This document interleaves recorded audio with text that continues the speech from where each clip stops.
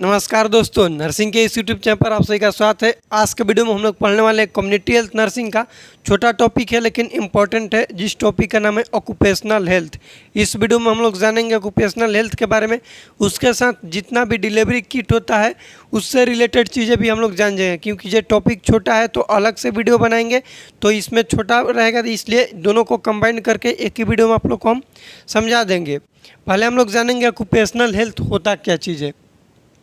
Occupation का मतलब है कि व्यापार अपना बोल सकते हो, वर्किंग प्लेस जो है उससे रिलेटेड कोई भी जो वर्कर्स है उसको इंजरी हो जा रहा है या फिर उससे रिलेटेड उसको कोई भी डिजीज हो रहा है, उसके वर्किंग प्लेस से रिलेटेड, उसके वर्क से रिलेटेड, उसको हम लोग बोलते हैं ऑक्यूपेशनल हेल्थ।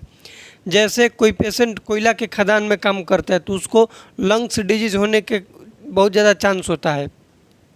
तो कोयला के चलते जो उसको डिजीज होगा उसको हम लोग दूसरे नाम से जानते हैं।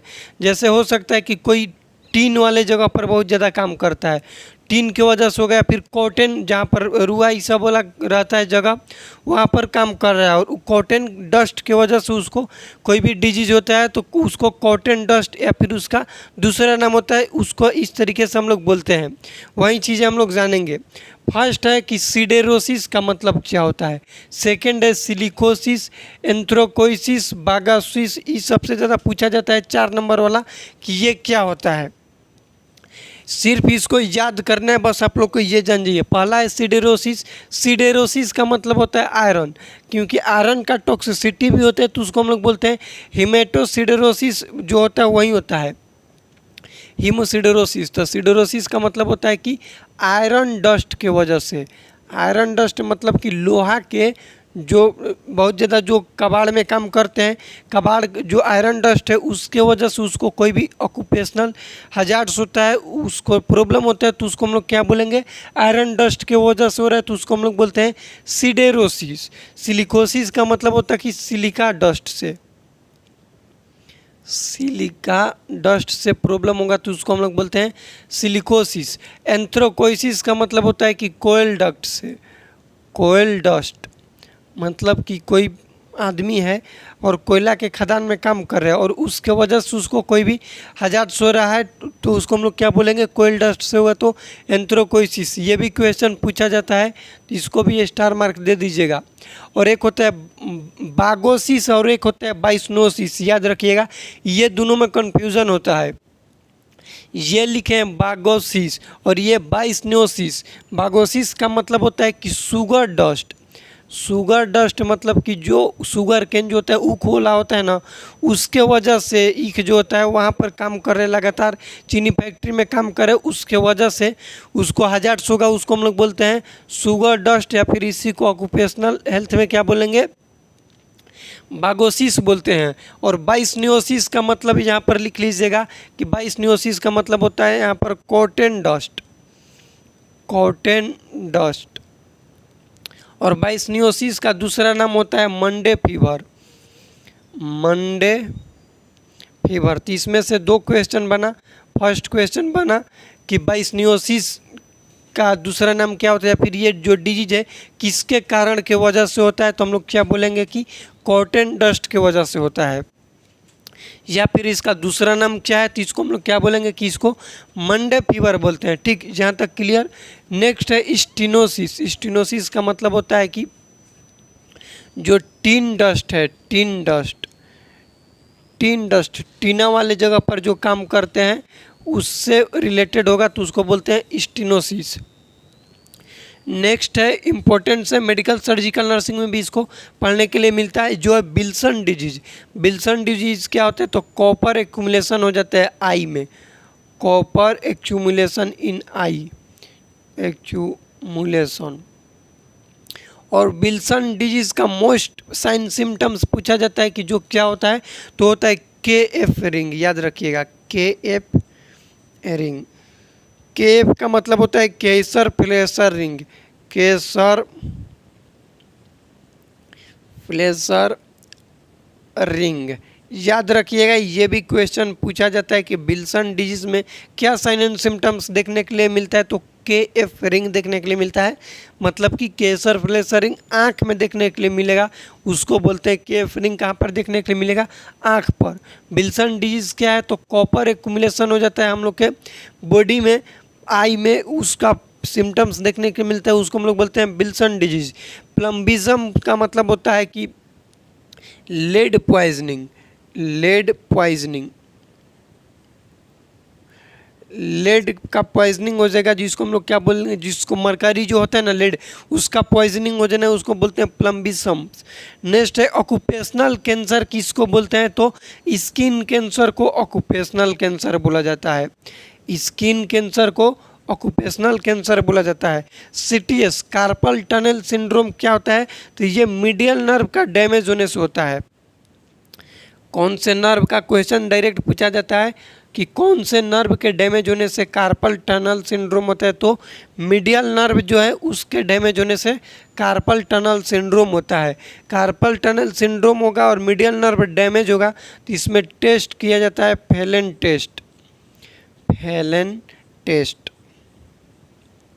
ABG एनालिसिस के लिए किया जाता है एलन टेस्ट, और मीडियल नर्व डैमेज से किया जाता है फेलन टेस्ट। कैसे होता है कि फेलन टेस्ट ऐसे होता है, नमस्कार हम लोग किसी को ऐसे बोलते हैं, तो ये इसका जस्ट इसको उल्टा कर देना, ऐसे करके किया जाता है फेलन टेस्ट। याद रखिएगा, यदि इमेज बेस भी क्वेश्चन पूछा जाए, एक तो ABG वाला डायरेक्ट यहाँ से पूछ देता है कि इसको पकड़े रहेगा, पूछेगा कौन सा टेस्ट है, या फिर यहाँ पर नीडल इंसर्ट करके बोलेगा कि हम कौन सा प्रोसीजर करें, तो ये ABG arterial blood gas analysis.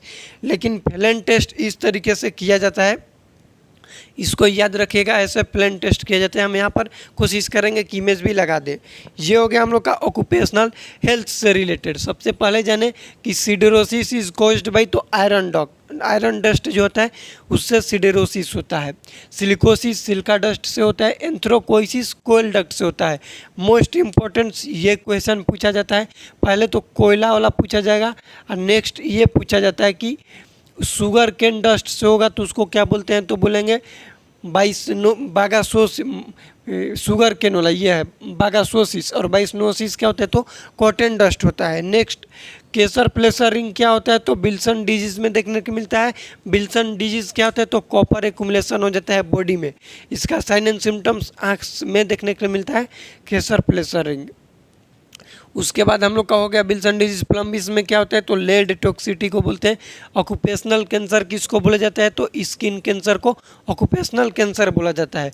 और लास्ट हम लिखे हैं कि कार्पल टनल सिंड्रोम क्या होता है, तो मीडियल नर्व के डैमेज होने से, कंप्रेशन होने की वजह से होता है कार्पल टनल सिंड्रोम, जिसका डायग्नोसिस देखा जाता है फेलन टेस्ट करके। ये हो गया हम लोग का ऑक्यूपेशनल डिजीज। अब थोड़ा सा हम लोग जान लेते हैं, कम्युनिटी हेल्थ नर्सिंग का ही है इंपॉर्टेंट टॉपिक है, जिसमें किट्स से रिलेटेड पढ़ते हैं कि कौन सा किट्स का टाइप्स कौन से डिलीवरी सिस्टम पर रहता है।